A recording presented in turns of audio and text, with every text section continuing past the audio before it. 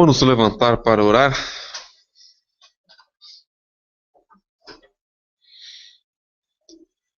Senhor nosso Deus, queremos te agradecer pela tua grandiosa graça que tem vindo até nós.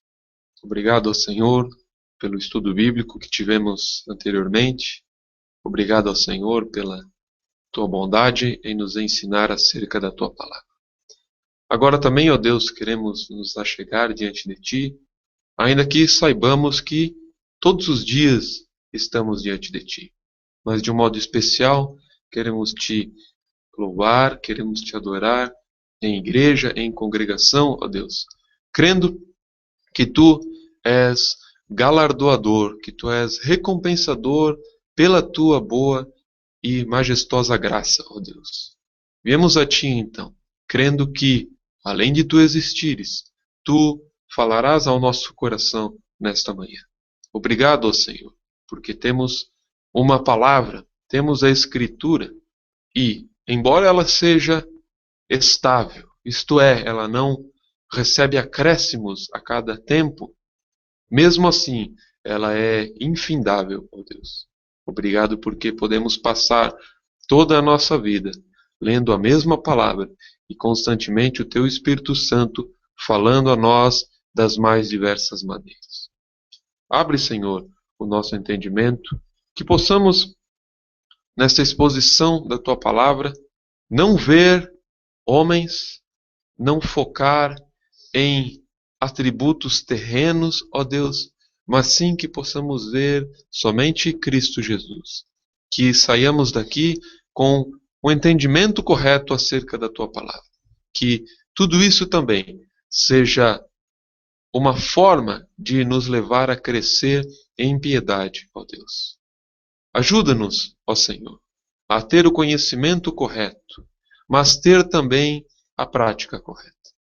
Perdoa-nos, ó Deus, quando cada um de nós, nos mais variados modos, embora tendo o conhecimento correto, erra na maneira em que fala, na maneira em que se expressa, ó Deus.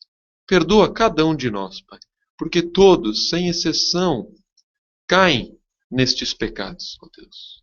Mas nós te louvamos, porque pela Tua palavra nós somos não somente ensinados quanto à verdade, mas também de acordo com a maneira correta de expressar essa verdade. Que assim, nesta manhã, possamos ler, cantar, escutar a Tua palavra, e que tudo isso seja muito vivo em nossas vidas, de maneira que sempre possamos demonstrar o amor ao próximo, e este amor sempre pautado pela verdade, ó Deus. Livra-nos de todo orgulho, livra-nos de rótulos, ó Pai, que muitas vezes nos fazem mais mal do que bem.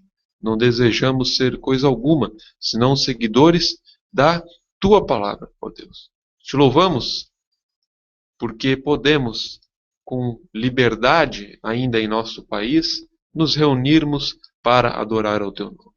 Te louvamos porque livremente podemos aqui estarmos, ó Deus. Podemos transmitir, podemos divulgar tudo o que temos feito. E isso sem qualquer impedimento maior.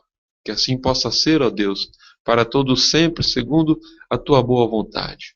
Mas se assim não for, queremos pedir que Tu continues dando intrepidez a cada um dos Teus filhos, de maneira que possamos expor a Tua palavra de maneira sempre firme, sempre constante, ó Deus. Pedimos também, nesse sentido, pelos governantes, por todos os políticos que estão em nosso país, ó Deus. Muitos são os temores que temos com relação ao governo, com relação ao futuro desta nação, mas queremos colocar todos os nossos anseios diante de Ti. Ajuda-nos também, dentro de nossa responsabilidade, a agirmos mais, a praticarmos mais o fazer discípulos para que esses discípulos façam mais discípulos e, no tempo oportuno, muitos sejam discípulos a ponto de influenciar toda uma sociedade, ó Deus. Ajuda-nos, ó Pai, a sermos levados a orar mais também pelos nossos governantes, pois bem é verdade que muito mal pensamos deles, muito mal olhamos para aquilo que fazem, mas muitas vezes não temos orado, não temos dobrados os nossos joelhos, para que eles sejam instrumentos servidores, como diz a tua palavra. Obrigado, ó Deus, mais uma vez por este momento. Estejas tu com cada um dos irmãos aqui presentes, ó Deus. Fala ao nosso coração. Fala ao coração daqueles que já estão fortes, que possam sair daqui fortalecidos, mas também daqueles que estão fracos, ó Deus, firmes em Ti, mas fracos por causa de instabilidades da vida, por causa do pecado que nos rodeia muitas vezes e busca abalar os nossos alicerces. Fortalece, ó Deus, cada um que aqui está conosco, também aqueles que nos acompanham pela internet. Que tudo possa ser feito para honra e glória do Senhor. Que nenhuma palavra seja proferida, vinda do entendimento humano, mas que tudo, então, seja feito de acordo com a estrita ordenança e a estrita revelação que é a tua palavra. Nós te louvamos, te agradecemos, em nome de Jesus. Amém. Podemos abrir no Salmo de número 119.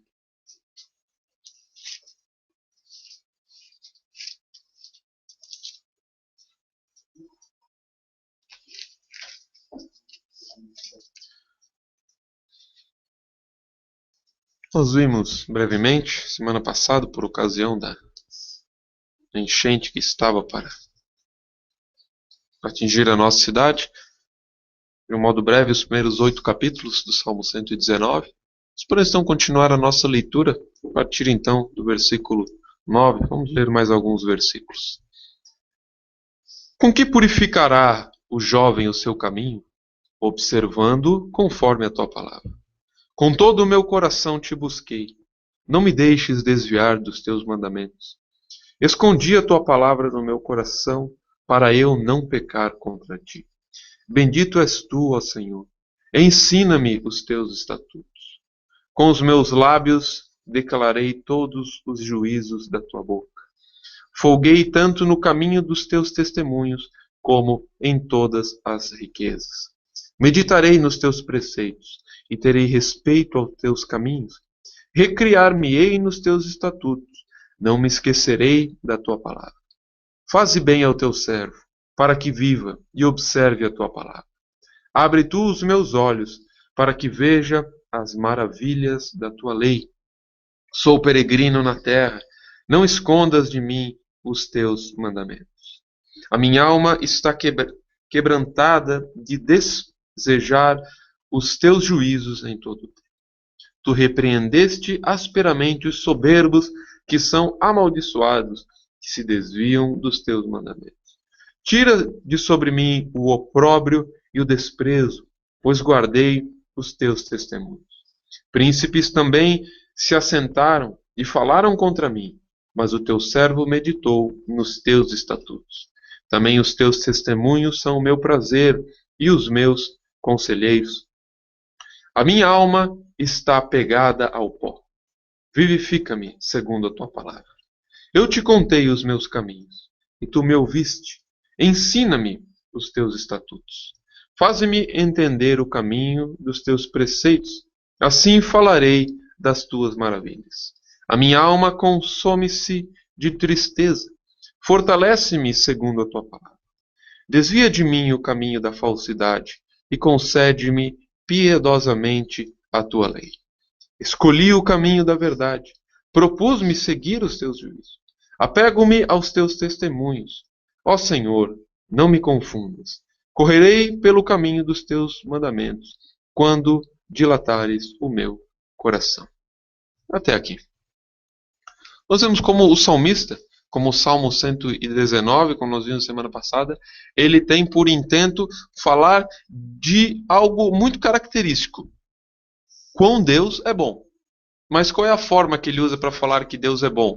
O quão bondosa é a lei de Deus. O quão bondosa é a ordenança e todo o corpo da lei de Deus. Isso faz com que os crentes devam dar muito valor à própria lei, à própria palavra de Deus. A lei do Antigo Testamento, de modo algum, é má. Ela é boa, ela é justa, porque ela vem do próprio Deus. É bastante interessante que o versículo 9 que nós lemos começa: Com que purificará o jovem o seu caminho? Observando conforme a tua palavra. Então aqui está como que a receita, como que o modo do jovem ele observar o mandamento, observar a vida cristã. Como nós podemos viver puramente diante do Senhor? Observando os seus mandamentos. No entanto, observar os mandamentos não é mediante um mérito de obras. Observar os mandamentos de Deus, o contexto maior, a intenção maior, o entendimento mais abrangente, é observar o que os mandamentos dizem, mas ao que eles se referem. Então eu purifico o meu coração, eu busco viver retamente diante de Deus, não simplesmente fazendo, não fazendo, executando, não executando, mas olhando o que isso significa. Olhando Cristo como o autor, o selador como que do pacto de Deus com o seu povo. Olhando para Cristo e vendo que Ele não é um exemplo de homem, Ele é o substituto de todos os cristãos. Dessa forma, eu passo a viver conforme a Escritura prescreve. E, porque eu vivo conforme a Escritura prescreve, então eu posso viver de maneira pura diante do Senhor. É bastante interessante, no versículo 14, folguei tanto no caminho dos teus testemunhos, como em todas as riquezas. E folgo, né, é alegria. Folguei tanto em teus testemunhos, folguei nos teus caminhos. O crente, ele tem alegria de andar nos caminhos de Deus. Isso vai então ao encontro, não de encontro, ao encontro, amigavelmente, daquilo que já vimos nas semanas passadas, de que a vida cristã, ela é uma vida alegre, ela é uma vida feliz. Não há motivo algum para o crente estar abatido. Ele está, diria que até frequentemente abatido, mas ele deve sustentar um espírito alegre. Seguir a Cristo não deve ser um peso para ele, porque Cristo diz que o seu fardo é suave. Comparado com o pecado, o fardo de Cristo é extremamente suave, extremamente quase que inexistente. Ainda sofremos as consequências do pecado. No entanto, porque Cristo já os levou, o nosso fardo então é extremamente leve. E aquela cruz que nós levamos, ela é também uma cruz leve. Não uma vida leve. Não uma vida tranquila, uma vida sem problemas. Mas a cruz, ela não se torna tão pesada como ela seria por natureza. Porque Cristo, então, já a levou por nós. Porque Cristo já foi pregado nela por cada um dos cristãos. Ele diz no 16, recriar-me-ei nos teus estatutos novamente, não me esquecerei da tua palavra. A alegria do salmista era estar constantemente diante do Senhor. E no 18 ele faz como que uma oração, pedindo a Deus, abre tu os meus olhos para que veja as maravilhas da tua. Isso todo cristão deve fazer. Quando ele não vê beleza na lei de Deus, quando ele não enxerga as maravilhas da palavra de Deus, muitas vezes, por causa de alguma cegueira momentânea, por causa de algum pecado que lhe impede de ver melhor a Cristo, ele deve fazer como o salmista e pedir, abre os meus olhos para que eu veja as maravilhas da tua lei. Abre os meus olhos, eu quero ver o quão belo é a tua lei. Eu não quero ver o quão terrível é a tua palavra, o quão difícil é a tua palavra. Eu quero ver o quão bela ela é, o quão magnífica e o quão esplêndida é a tua palavra. É interessante que o salmista diz, abre tu os meus olhos. Se Deus não abrir os nossos olhos, nós não vemos beleza no Evangelho. Nós não vemos beleza na vida cristã. Mas por que ele gostaria de ter a lei de Deus vista mediante não os seus olhos carnais, mas o seu entendimento, como que os olhos do entendimento? Porque ele diz ali no 19, sou peregrino na terra, não escondas de mim os teus mandamentos. Um peregrino não sabe quais são as leis do local onde ele vive. É evidente que isso não dá margem alguma para nós vivermos de maneira displicente nesse mundo. No entanto, porque o crente ele é um peregrino na terra, ele precisa como que de um roteiro, como que de um manual, como que de um guia para viver nessa terra. E a razão pela qual ele ama os mandamentos de Deus é porque os mandamentos de Deus fazem ele conseguir seguir a sua peregrinação. Faz com que ele prossiga rumo à terra prometida, de maneira que ele não se perde, ainda que possa ter os seus desvios, de maneira que ele nunca deixa de ter um firme,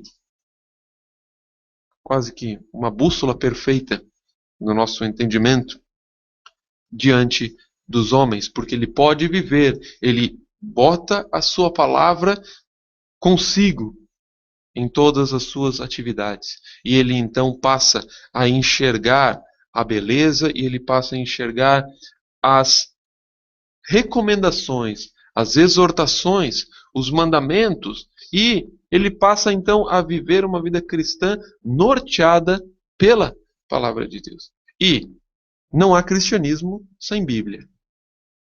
Pessoas que dizem ser cristãs, mas não leem a Bíblia, nunca é bom nós inferirmos sobre a vida de outros, mas no mínimo algo muito errado.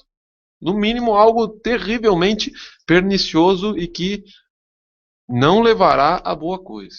Um cristão precisa ler a Escritura. E mais do que qualquer outra coisa. Mais do que qualquer outra coisa. Como já dissemos na semana passada ou nas anteriores, fazer faculdade, trabalhar, ser casado, ter 2, 3, 5, 10, 15 filhos não deve ser um obstáculo à leitura da palavra de Deus. Evidente que cuidar dos filhos é tão santo quanto ler a Escritura. No entanto, nunca se desculpar por causa de não ler a Escritura. Talvez Deus mande vários filhos para que a gente possa orar mais e para que a gente possa então se dedicar mais ao Senhor, pedindo para que Ele nos fortaleça e nós vejamos o quão fracos por natureza nós somos. E ele diz, no versículo 29, lá no final, desvia de mim o caminho da falsidade e concede-me piedosamente a tua lei. Que essa também seja a nossa oração. Desvia-me do caminho da falsidade. Desvia de mim o caminho da falsidade. Que nós não sejamos falsos. Que nós não sigamos doutrinas erradas. Isso não significa que essa igreja é perfeita. Pelo contrário, ela é imperfeita. Ela é perfeita por causa de Cristo. Assim como todos os crentes que seguem a palavra de Deus. A igreja de Cristo não está adstrita, ela não está condicionada a nenhuma congregação em particular, a nenhum local de reunião em particular. Assim também que a igreja do Senhor possa sempre buscar se desviar do mau caminho. E que também nós, na nossa vida, nos desviemos da falsidade. E por que o crente tem que se desviar da falsidade? Porque Deus é a verdade.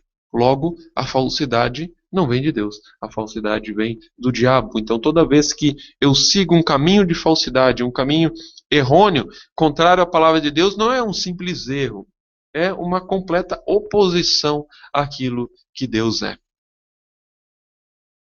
E o 32 se finaliza: correrei pelo caminho dos teus mandamentos, quando dilatares o meu coração. Quando me abrires o correto entendimento, eu então, como que correrei pelos caminhos dos teus mandamentos. Eu terei grande júbilo nos teus mandamentos. Quando tu expandires o meu ser por completo. Nós já vimos que coração aqui, o intento é ser, o intento é completude de vida. Quando nós formos cada vez mais cheios do Senhor, nós poderemos então correr como que pelo caminho dos mandamentos de Deus, ter alegria nos mandamentos de Deus, exortar a criança no mandamento de Deus, não como algo pesaroso, mas como algo bondoso. Que bom que o Senhor me dá um mandamento que eu posso aplicar com meu filho. Que bom que ele me dá um mandamento que eu posso aplicar na minha empresa, na minha escola e em toda a nossa vida. Amém. Vamos cantar o Salmo de número 5.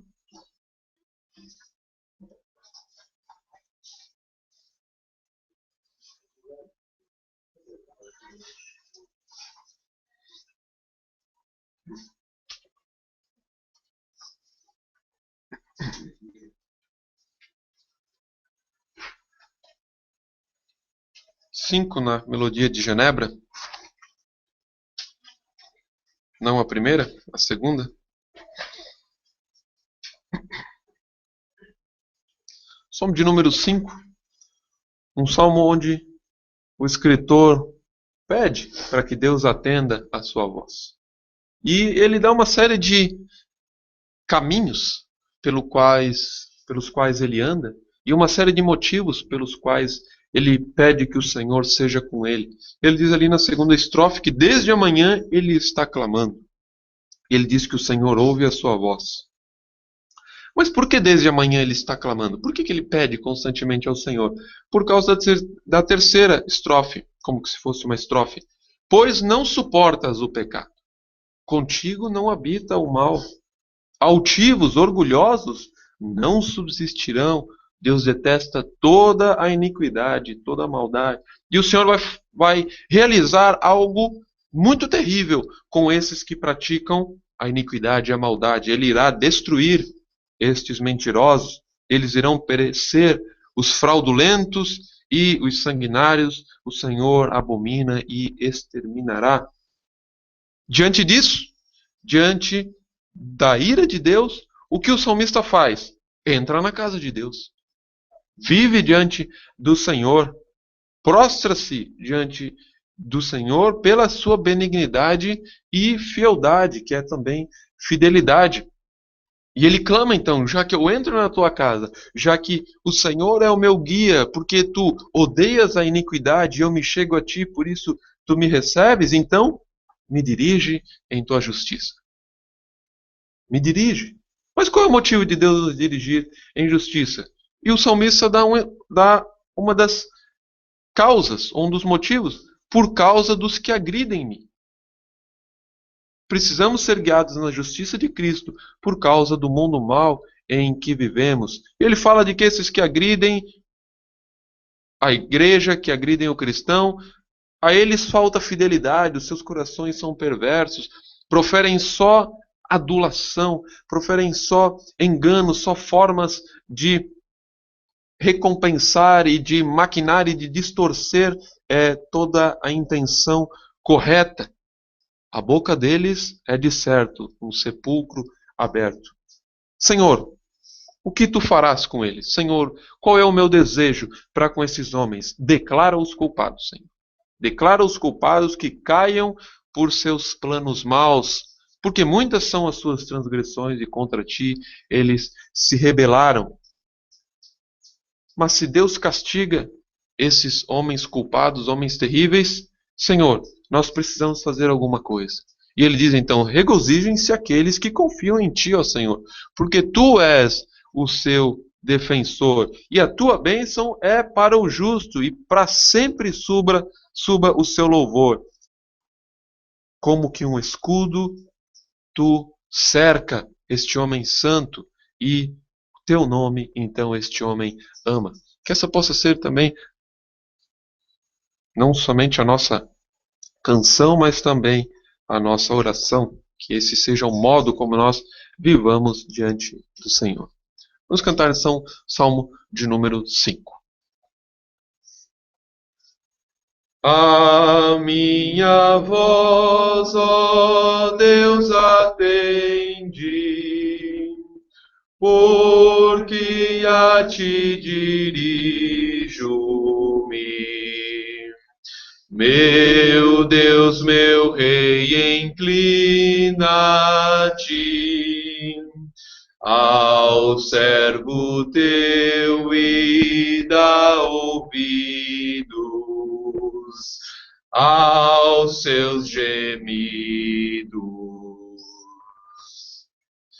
Desde a manhã estou clamando,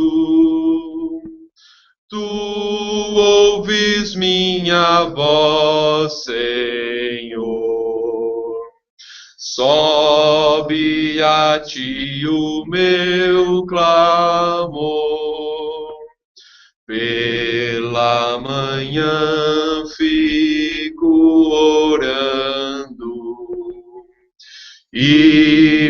vigiando,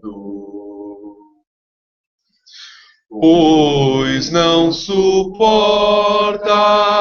o pecado, contigo não habita o mal.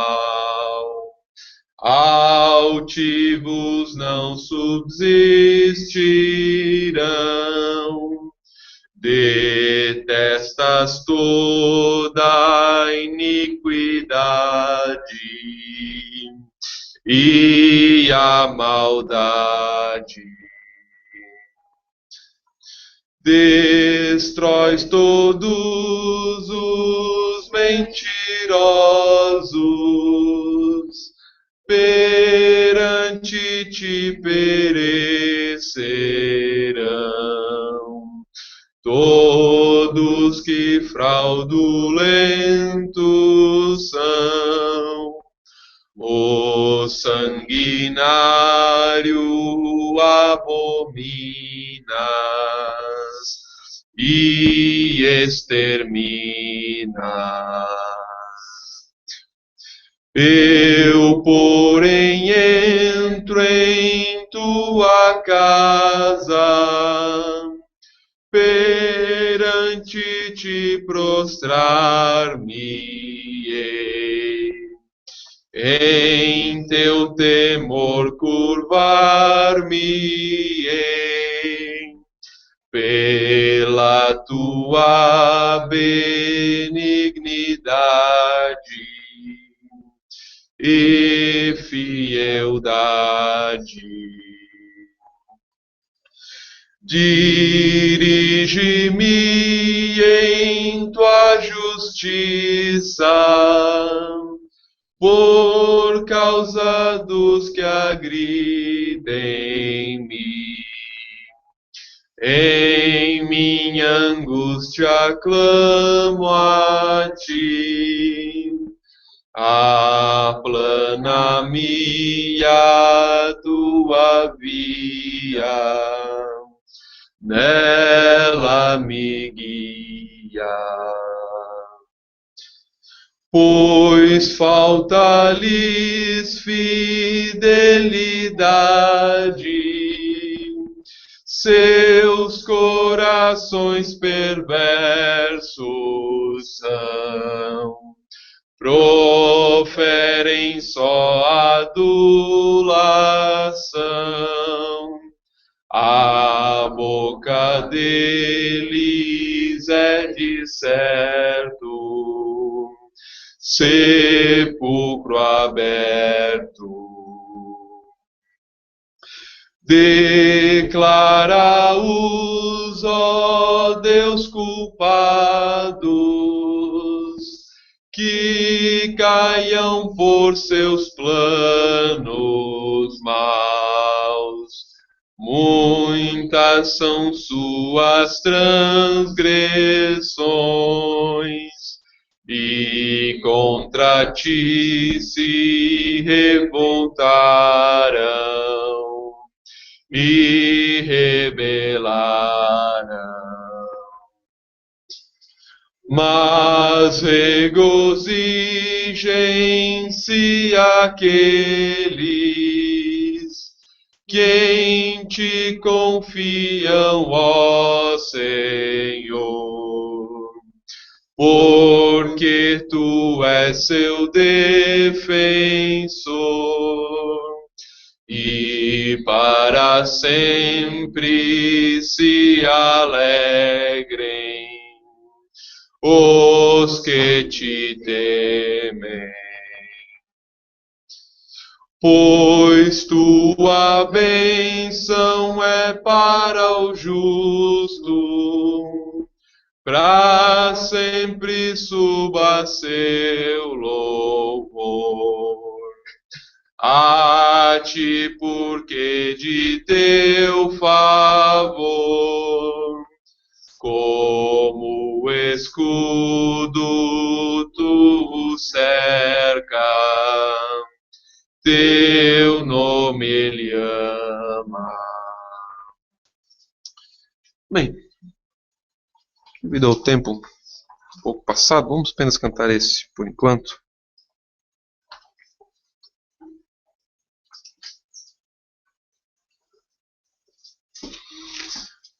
Podemos abrir em Efésios.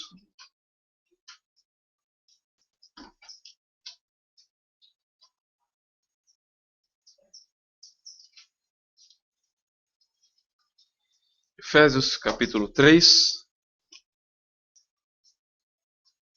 Vamos ler dos versículos 1 até 7. Por essa causa, eu, Paulo, sou o prisioneiro de Jesus Cristo por vós, os gentios.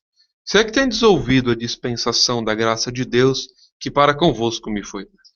Como me foi este mistério, manifestado pela revelação, como antes um pouco vos escrevi.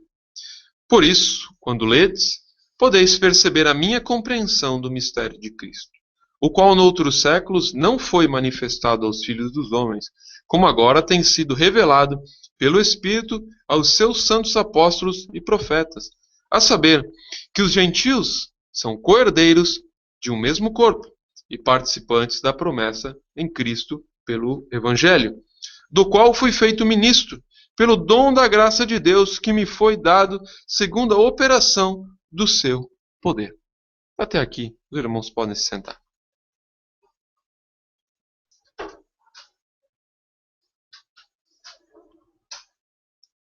Segundo a nossa exposição, o grande mistério de Cristo, esse grande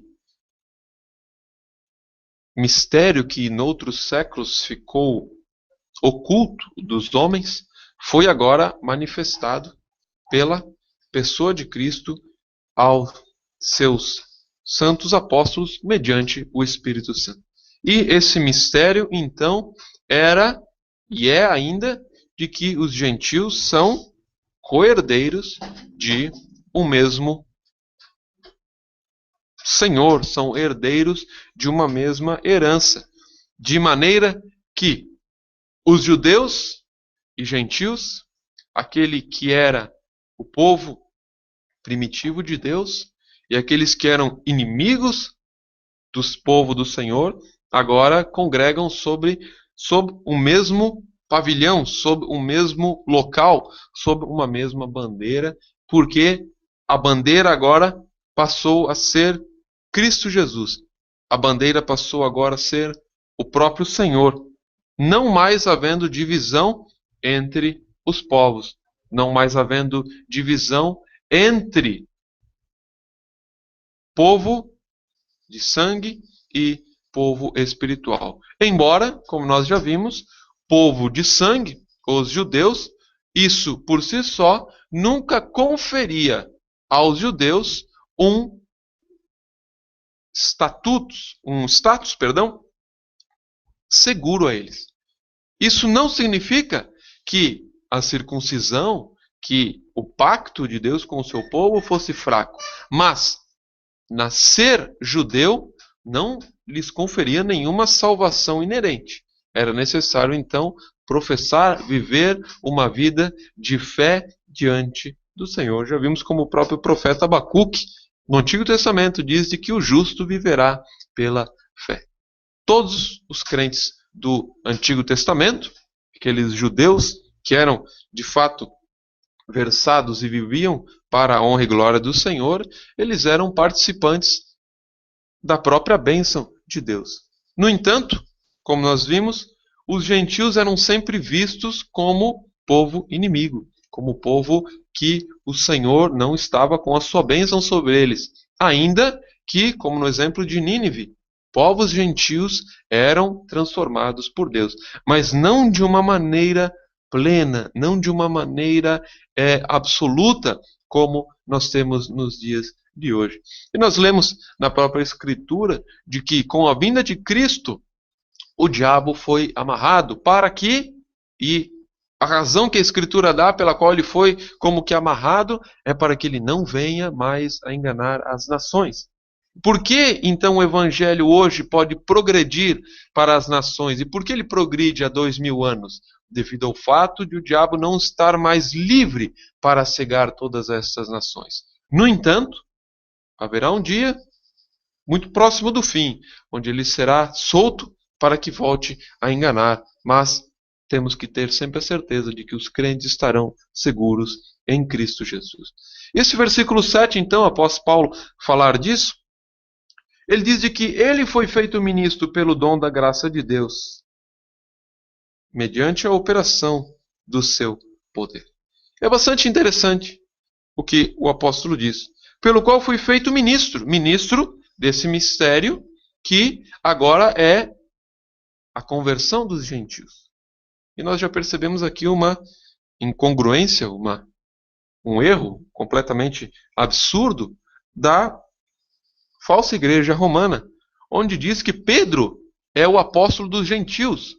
Paulo diz que ele é o apóstolo dos gentios. Não é Pedro o apóstolo dos gentios. Não é Pedro que foi aos gentios. Foi o apóstolo Paulo que é o apóstolo dos gentios. É evidente que ele não é o patriarca dos gentios, nem nada disso. Mas ele diz que ele foi incumbido da mensagem a ser levada aos gentios. E não Pedro, como a igreja romana pretende. Não Pedro como sendo o cabeça da igreja gentílica, mas o próprio apóstolo Paulo.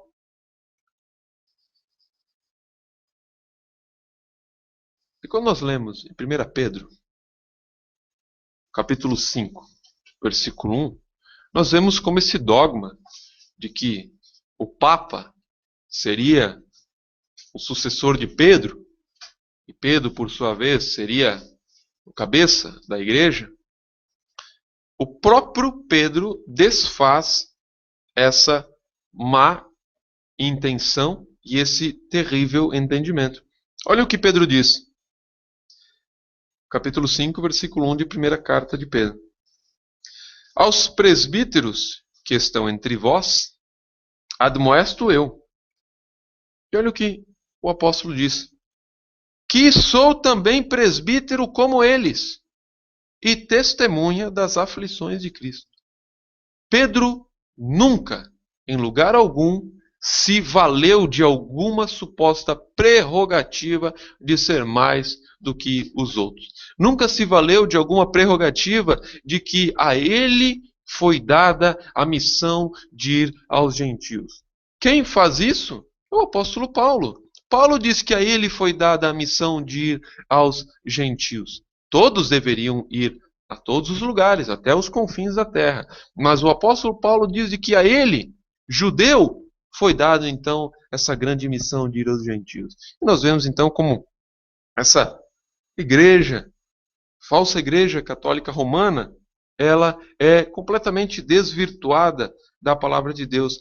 E quando nós vamos um versículo adiante em Efésios 3:7, agora no versículo 8, o que o apóstolo diz? A mim, o mínimo de todos os santos, me foi dada esta graça de anunciar entre os gentios, por meio do evangelho, as riquezas incompreensíveis de Cristo. Então, somente conhecendo a palavra de Deus, nós podemos refutar os erros. Somente conhecendo a palavra de Deus, nós podemos compreender onde está a verdade e onde está o erro. A falsa igreja católica romana também diz então de que os papas, uma vez que supostamente seriam herdeiros de Pedro, já vimos que não são, chamam o Papa de como que um representante de Cristo na Terra. E o que significa a expressão Papa? Pai. Pai significa essa expressão. E o que Jesus diz sobre chamar Pai? O que Jesus diz sobre a forma de se referir a alguém pelo nome de Pai? Como que espiritualmente ele é o meu Pai. Mateus, capítulo 23, versículo 9. Texto muito claro.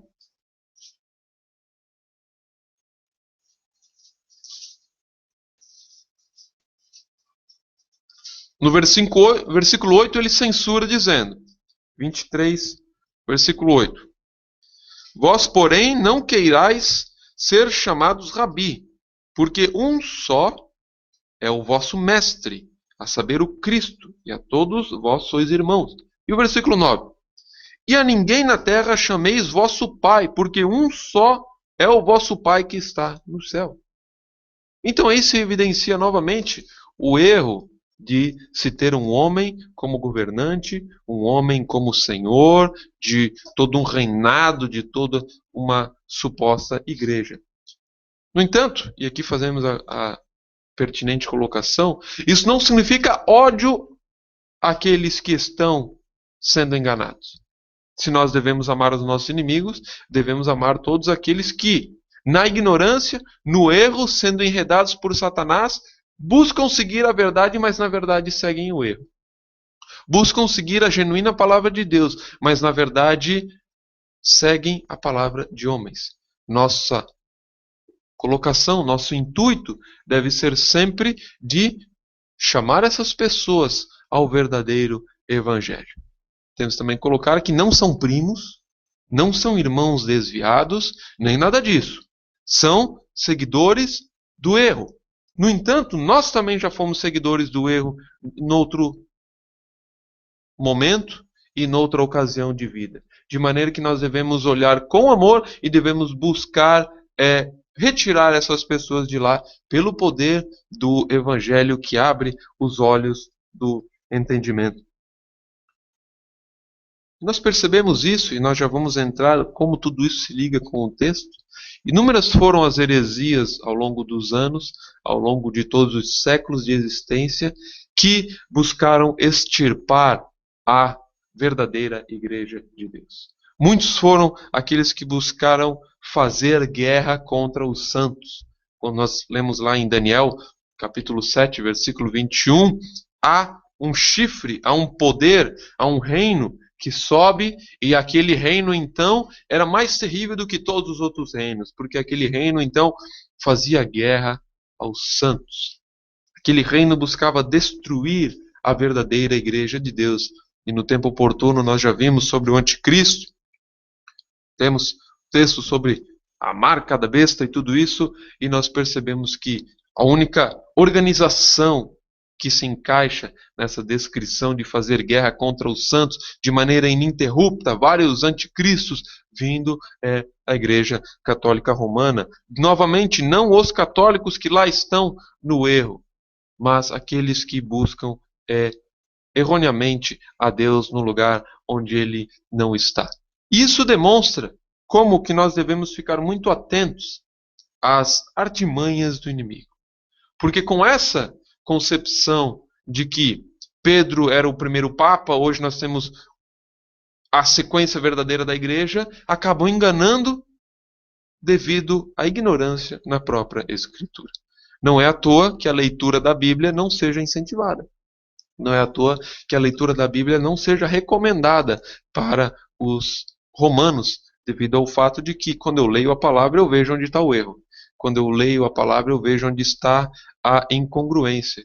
E aí quando alguém lê e vê a incongruência, vê que Pedro não foi papa, a pessoa de Pedro não foi investida de nenhum poder além do proposto pela Escritura, eles acabam então dizendo que a tradição ela vale mais do que a Escritura.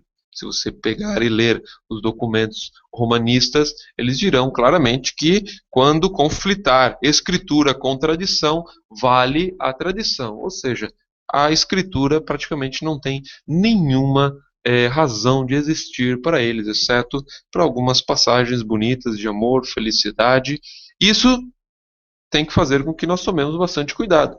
Porque se o Papa é algo terrível e ele não é prescrito pela Escritura, toda vez que eu olho para um presente, para o presente ou para os que virão, ou eu olhei para aqueles que já existiram, olho para esses homens, papas, e vejo nele algo de bom, começo a ter uma certa afeição por ele, que bom, pelo menos ele faz isso, pelo menos ele faz aquilo. Muito cuidado, porque com essa sedução ele tem enganado a muitos. Com essa sedução de aparente piedade tem enganado muitas pessoas. Não é o intento aqui falar sobre o anticristo, sobre as heresias, mas nós temos que tomar cuidado, porque Paulo diz: fui feito ministro pelo dom da graça de Deus. E ele se refere aos gentios. E essa falsa igreja, então, se refere a Pedro como sendo o apóstolo dos gentios, o que por si só já é uma contradição. E por que nós devemos atentar para tudo isso? Porque o crente ele é chamado a estar constantemente vestido da armadura de Cristo. Vestido da armadura celestial. E como que ele rebate, como que ele se protege de todas essas heresias? Como que o crente se protege de todos os erros? Quando nós abrimos um pouquinho mais para frente, Efésios 6, versículo 16, o apóstolo nos diz: tomando sobretudo o escudo da fé, com a qual podeis apagar todos os dardos inflamados do maligno. É bastante interessante que, quando nós abrimos em Salmo, no Salmo 18, versículo 35,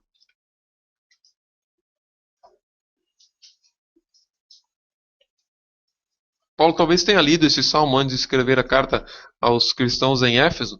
Salmo 18, versículo 35. Nós temos exatamente aquilo que está escrito em Efésios 6,16. Também me deste o escudo da tua salvação. Bom, mas lá fala escudo da fé, aqui fala escudo da salvação. Mas nós vemos que a fé é um dom de Deus e que a fé é condição para a salvação. Então, o escudo da fé, a fé como um escudo, é sempre o modo como nós vencemos as heresias, vencemos as dificuldades da nossa vida. E esse escudo da fé, ele precisa ser da fé realmente. Ele precisa ser não pautado pela nossa erudição, não pautado pelo nosso suposto conhecimento, mas pela fé. No entanto, nós já falamos diversas vezes isso, de que a fé não é cega, a fé não é tiro no escuro, a fé não é dar um passo no vazio, crendo que o Senhor levantará uma coluna no meio daquele poço sem fim. Fé é a certeza das coisas que não se veem. Eu não vejo, mas eu sei que Ele vai fazer. Eu não vejo, mas eu sei que Ele estará comigo. Então fé não é tiro no escuro. Porque tiro no escuro eu não tenho nenhuma possibilidade de saber se eu vou alcançar o suposto alvo. Eu não tenho nenhuma razão para ter a certeza de que eu estou atirando para o lugar correto. A fé, longe disso, ela é a certeza. Hebreus diz, a fé é a certeza das coisas que não se veem. A própria Escritura demonstra muito claramente isso, de modo que a nossa fé, esse escudo, não é um escudo da ignorância. Eu não sei, mas eu tenho fé. Eu não conheço, mas eu tenho fé. Pode ser que essa fé seja uma falsa fé. No entanto, a verdadeira fé, ela se pauta pelas promessas de Deus. Pelas promessas de que Ele estaria conosco até a consumação dos séculos. Isso faz com que os crentes guerreiem vitoriosamente. Tudo isso por quê? Tudo isso porque o texto de hoje, ele deixa muito claro algo relacionado a dois entendimentos que nós precisamos ter. Duas aplicações muito claras para a nossa vida. O que diz o nosso texto? Do qual fui feito ministro pelo dom da graça. E essa é a primeira parte, a primeira aplicação que nós temos hoje, que é: Deus é quem efetua tanto o querer como o realizar. Paulo diz, da qual fui feito ministro, não da qual me fiz ministro, da qual fui feito ministro. Deus me fez ministro. Eu não me fiz apóstolo. E basta que nós olhemos para a vida de Paulo. Indo perseguir os cristãos, de repente Cristo aparece para ele. Paulo não buscava Cristo, mas Cristo buscava a Paulo. Cristo buscava aquele homem perseguidor do Evangelho. E isso demonstra como que Deus faz todas as coisas segundo a sua boa vontade e na hora, no momento e na intensidade que Ele deseja. Nós poderíamos ter várias aplicações, como por exemplo, por que só alguns foram feitos apóstolos? Por que somente alguns? Por que não todos? Por que todas as pessoas não foram chamadas de apóstolos? Porque o Senhor tem por bem dar uma medida de fé, dar uma medida de grandeza para cada um. No entanto, todos são importantes na vida cristã. Mas o primeiro ponto, então, que eu queria trazer para os irmãos é que Deus efetua tanto o querer como o realizar. Quando nós olhamos para a vida de Paulo, nós percebemos o quão bondoso é Deus. Nós percebemos aquilo que nós cantamos no Salmo 113, que Deus levanta do pó o necessitado, que Ele faz de todo aquele monturo, de todo aquele monte de coisa inútil, algo glorioso para a sua própria glória, para o seu próprio deleite. Levanta o pobre do pó e do monturo levanta o necessitado, no versículo 7 do Salmo 103. E foi isso que aconteceu com Paulo.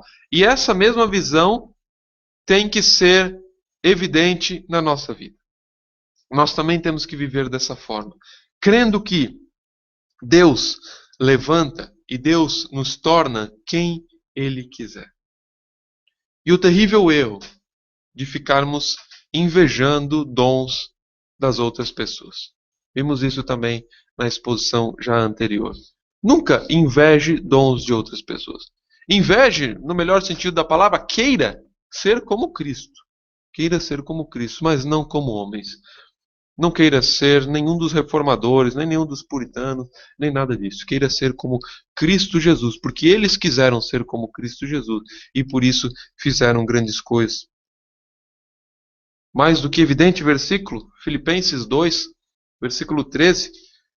Porque Deus é o que opera em vós, tanto o querer como o realizar, segundo a sua boa vontade. Foi da boa vontade de Deus levar o apóstolo Paulo para os gentios. Foi do bom agrado de Deus tirar o apóstolo Paulo da vida terrível que ele vivia para uma vida de graça, para uma vida de grandes proporções para o reino de Deus. E nós olhamos algumas características dessa mudança de Paulo, que agora foi feito ministro do Evangelho, foi feito apóstolo da igreja do Senhor. A primeira coisa que nós vemos na vida de Paulo é que ele teve uma mudança de mente. Aquilo que ele mesmo recomenda, mudança de mente, sendo transformados pela renovação da vossa mente, em Romanos 12, versículo 2. Houve essa transformação da mente. E a transformação da mente implica no quê? Transformação do entendimento. Ele perseguia o Evangelho.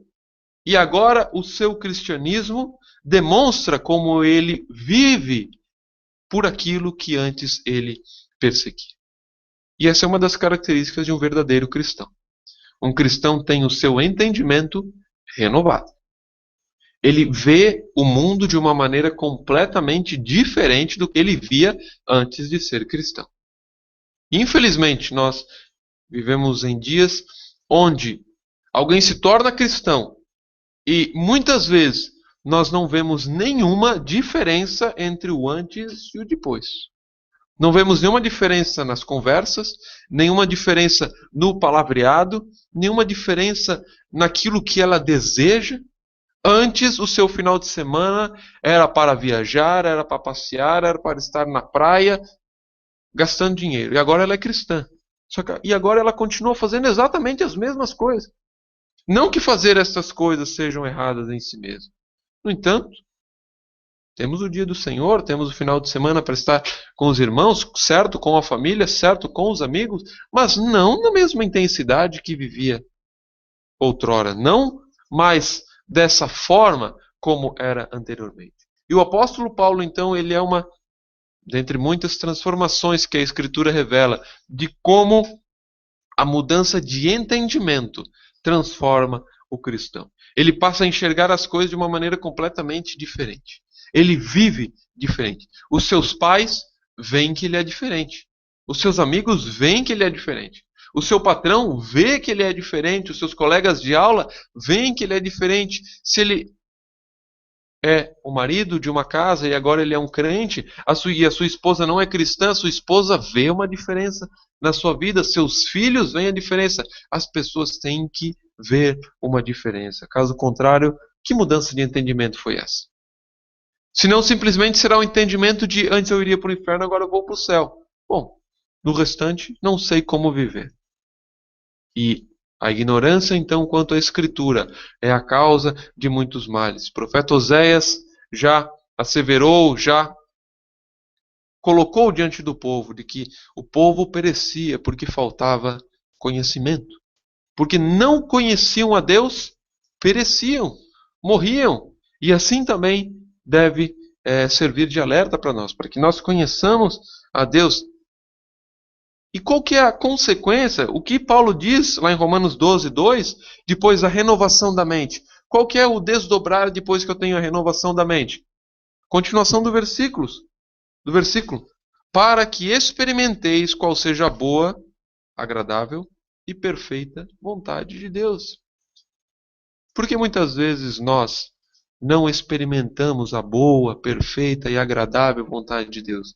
Porque o nosso entendimento ainda não foi renovado na maneira como deveria.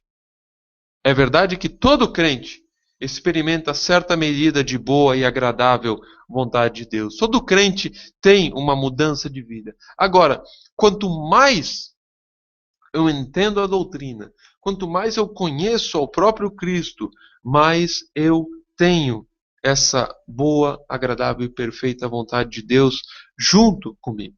Mais eu experimento daquilo que a Escritura diz, uma paz que excede todo o entendimento. Por quê? Porque eu conheço, eu sei quem Deus é, eu sei quem eu era e agora eu sei como Ele foi gracioso para comigo. A segunda característica que evidencia, então, na pessoa do apóstolo é essa mudança de atitude. Eu entendo e agora eu mudo. Eu entendo e passo agora a mudar. Eu colocava e usava minhas redes sociais para promover a bagunça, promover a indecência, promover a discórdia, promover a desunião, promover toda sorte de males. Agora, eu uso as redes sociais para a glória de Deus. Porque Paulo diz, quer comais, quer bebais, ou qualquer outra coisa, fazei tudo para a glória de Deus. 1 Coríntios 10, 31. Eu não vou mais à rede social para me divertir, para me entreter, para passar o tempo na ociosidade. Eu vou lá para ser um instrumento da graça de Deus, para ser um instrumento da glória de Deus. E se não tenho conseguido, que se cancele. Que se, por analogia, arranque essa mão. Que arranque esse olho, que arranque esse pé, e louvado seja o Senhor, se isso tem sido feito. Essa mudança de atitude precisa ser evidente na vida do cristão, porque ele passa a não mais viver para si mesmo. Aquilo que nós lemos na Escritura. Agora já não vivo eu, mas Cristo vive em mim. Então, se Cristo vive em mim, eu não faço mais as coisas para o meu simples deleite. Se deleitar, no entanto, nas coisas que Deus criou, não é o mal.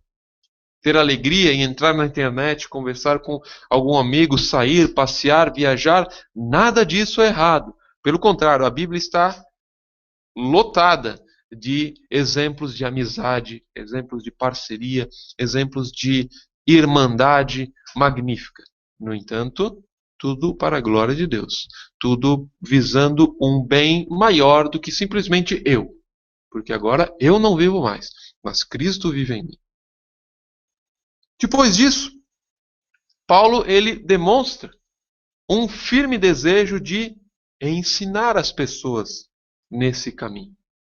Ele não simplesmente tem o seu entendimento e a sua atitude, mas ele tem o entendimento de que ele deseja e ele precisa ensinar as pessoas. Todos esses pontos valem para todos os cristãos. Mas de um modo mais específico, esse desejo de ensinar e o próximo são para aqueles que às vezes aspiram o ministério. Muitas vezes o cristão, ele pensa, o homem cristão se depara com aquela pergunta: será que eu sou chamado para o ministério? Será que um dia Deus vai me usar para ser um diácono, para ser um presbítero? Será que um dia eu vou dar aula na escola dominical? Será que um dia eu vou pregar? Analise esses pontos. Analise se está havendo entendimento na sua vida, se está havendo mudança de atitude. Analise, como o apóstolo Paulo, se você tem esse desejo de ensinar as pessoas, se você gosta de ensinar, se você tem prazer em ensinar as pessoas, não prazer de ensinar, de estar aqui na frente para que todo mundo fique olhando, não esse desejo. O desejo de ir 1 a 1, 2 a 2, não importa a quantidade de pessoas, mas se nós temos prazer de ensinar aqueles que precisam ser ensinados. E o último ponto, o quarto ponto, pelo qual nós podemos ver uma transformação no cristão, mas também de um modo mais específico com relação ao ministério, é se nós temos essa capacidade para ensinar. O cristão também deve ser capaz, como diz Pedro, de dar razão da esperança que há nele. O cristão deve ser capaz de dizer às pessoas por que ele crê o que crê e embasar isso. Dar uma firme declaração do porquê ele crê no Evangelho. E agora para o ministério, uma capacidade, eu diria que num certo momento, sobrenatural para ensinar. O ministro do Evangelho, seja em que frente ele atuar, ele precisa ser capacitado para o ensino. Felizmente ou infelizmente, aqueles que não são capacitados para o ensino têm duas opções apenas. Ou eles estudam para serem aptos, ou se eles estiverem estudando e verem que não há aptidão, que eles não conseguem formular um pensamento, que eles não conseguem expor aquilo, então eles não são chamados para o ministério. Isso é algo mal? Pelo contrário, é algo bom. Louvado seja o Senhor que mostrou para aquele homem que ele não deveria estar à frente de algum ministério. Louvado seja o Senhor que mostrou que o lugar dele é em outro lugar que o ministro não pode estar, mas que ele pode estar. Que o local dele talvez não seja viver de tempo integral na igreja, mas seja estar naquela fábrica onde não existe nenhum outro cristão. E lá ele faz a diferença. E lá então ele é como que um ministro de Deus, apenas na diversidade desse ministério. Então quando os homens eles se perguntam, será que Deus me chama para o ministério? Analise essas 4 coisas. Se há uma mudança de entendimento, se cada vez mais você compreende a doutrina, você vê que há um crescimento notável de conhecimento em você, se tudo isso leva você a ter outras atitudes, leva você a ter outras características de vida, se isso passa a ser algo incontrolável em você, que você deseja ensinar, deseja falar isso para todo mundo, e por fim, se você é capaz de ensinar. Por que capaz? Porque um dos requisitos para o presbiterato, a Escritura diz que é bom testemunho tanto dos de dentro como dos de fora. E esse testemunho tem que ser ampliado para todas as áreas. Testemunho de que realmente, quando ele fala, eu entendo. Quando ele explica, eu entendo. Quando ele abre a Bíblia, quando ele mostra um versículo, eu entendo o que ele fala. Talvez alguém seja muito entendido, mas não seja chamado para o ministério, seja chamado para o ministério de escrever livros. E amém? Que faça isso com magnitude, que faça isso com louvor e honra ao Senhor Jesus. A segunda coisa que nós aprendemos, mediante a Escritura, mediante este, do qual fui feito ministro pelo dom da graça de Deus, é que Deus frequentemente escolhe os fracos e moribundos para o seu reino. Deus frequentemente escolhe os mais inúteis, os mais desprezados. E nós vemos isso, por exemplo, na escolha dos 12 apóstolos, dos 12 discípulos primitivos. Quem eram eles? Pescadores, cobradores de impostos. Alguns outros não nos é dito de maneira literal o que faziam, mas todos tinham profissões simples. Por que Cristo não foi até a sinagoga, pegou os mestres e trouxe para si? Por uma razão insondável. Mas temos boas razões também para crer que, se Deus tivesse escolhido os fariseus, os mestres, aqueles que estivessem no topo da cadeia, isso poderia gerar aquela falsa impressão de que o reino se propagou porque existiam pessoas qualificadas. Porque existiam pessoas naturalmente qualificadas. Porque era assim que aquele povo olhava. Aquele povo olhava para os fariseus, olhava para os escribas, e nós perdemos às vezes a noção do que é escriba. Escriba era alguém que sabia escrever. Isso significa que a maioria das pessoas não sabia escrever. Eram completamente analfabetos. Não sabiam nem ler, quanto mais escrever. E por que Deus então não se utilizou daquilo? Para demonstrar, dentre outras coisas, que Ele se utiliza daqueles homens, daquelas mulheres que são fracos, que reconhecem a sua incapacidade de fazer a obra de Deus. Isso também para nós tem que ser bastante evidente.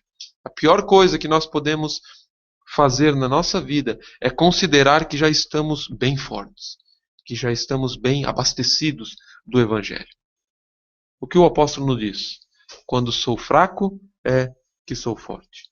E ele também diz que o poder de Deus se aperfeiçoa na fraqueza. Mas por que se aperfeiçoa na fraqueza? Porque toda vez que nós caímos em fraqueza, nós vemos o quão bondoso é. E novamente, sempre, e para o resto da minha vida, eu vou dar o exemplo do casamento, porque sempre se encaixa. No nosso casamento, nós muitas vezes nos achamos bons maridos, excelentes esposos, bons pais. As esposas se acham excelentes donas de casa, excelentes tudo. Até o dia que algo dá errado. Até o dia em que ela levanta a voz demais, ele é muito estúpido. Até o dia em que ela disciplina um filho além da conta, batem mais do que deviam. E aí eles pensam, como eu sou fraco. Como eu sou inútil para o Evangelho. E como pode que Deus me amou dessa forma? Então a fraqueza, ela é um meio que Deus usa para que nós aprendamos o quanto nós necessitamos dele. Deus nos envia dificuldades para que nós possamos crescer em graça, crescer na dependência de Deus. E Ele é tão bondoso que Ele envia filhos para que nós aprendamos ainda mais. Não bastasse o casamento, Ele envia filhos para que nós vejamos o quão incapazes nós somos. Os filhos vão nascer e todos nós veremos que não adianta dizer não, Ele vai fazer. Não adianta dizer não pega, porque Ele vai pegar, não adianta dizer não bate, e não adianta dizer não joga, porque Ele vai fazer todas essas coisas. E aí nós vamos ver o quão incapazes nós somos, o quão de mãos atadas nós estamos, quase que, Senhor, faz um milagre na vida dessa criança, porque eu não tenho poder sobre ela. E isso, então, nos leva para mais perto de Deus. Isso mostra como nós, por natureza, também somos rebeldes, de modo que somente o Senhor para nos ensinar. E Lucas 1:52 diz assim, que o Senhor depois tirou dos tronos os poderosos e elevou os humildes.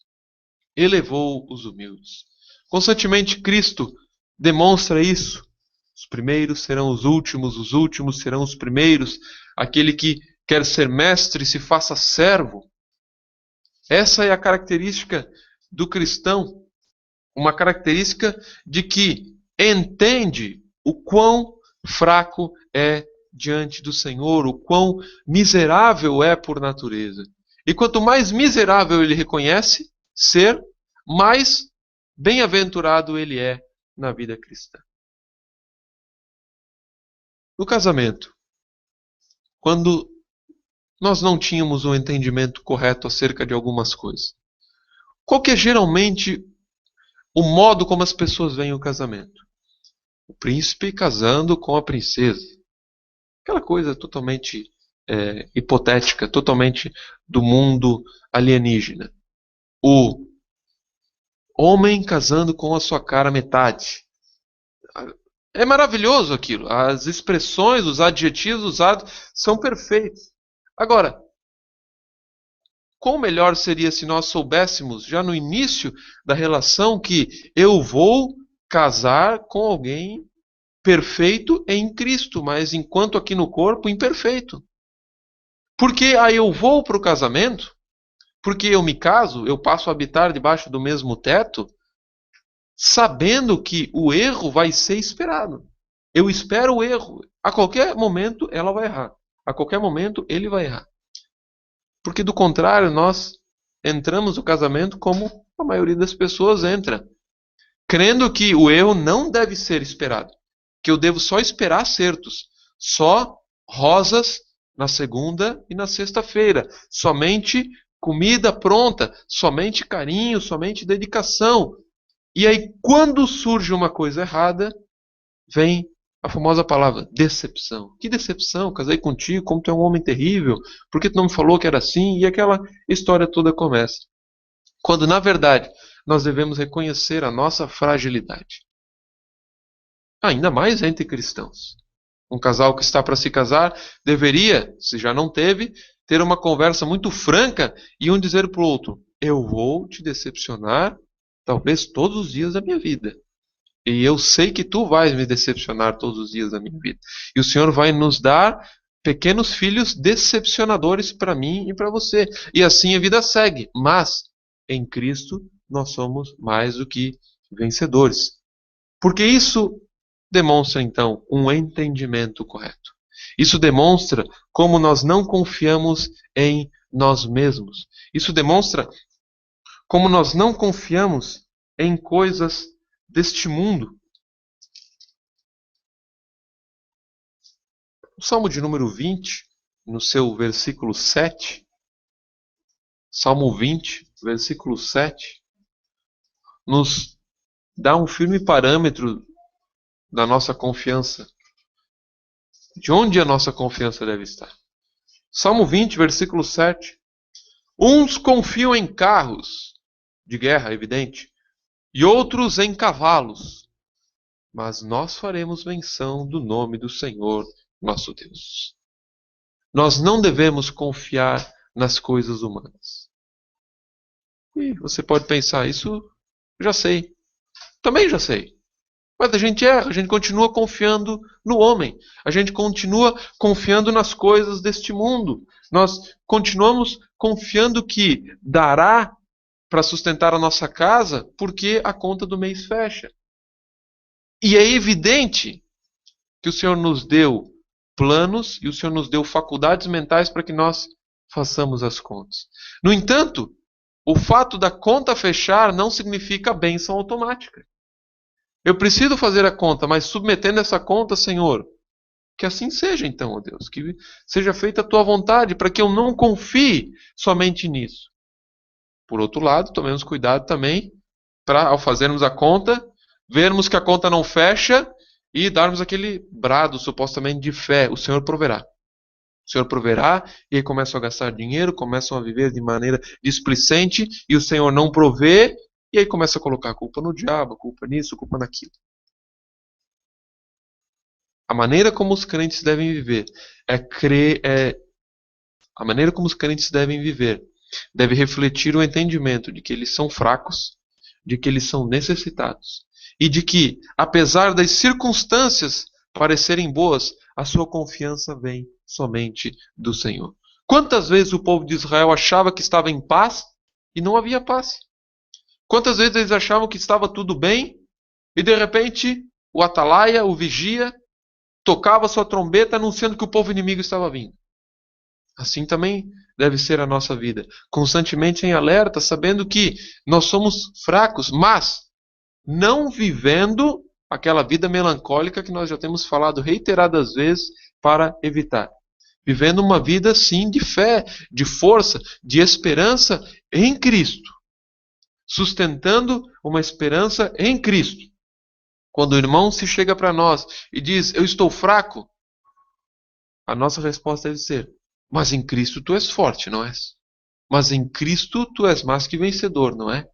E isso deve então elevar, não a moral, não a estima, não nada daquele homem, mas a sua confiança em Deus, mas a sua fé, a sua dedicação ao próprio Senhor.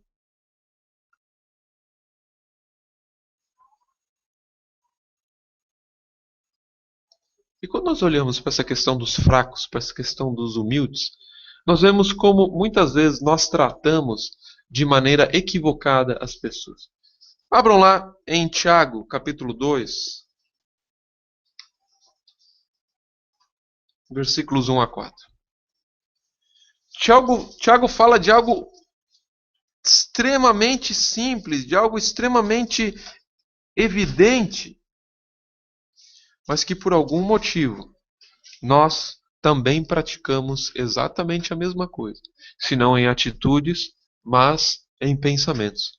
Olha o que Tiago diz, 2, 1 a 4.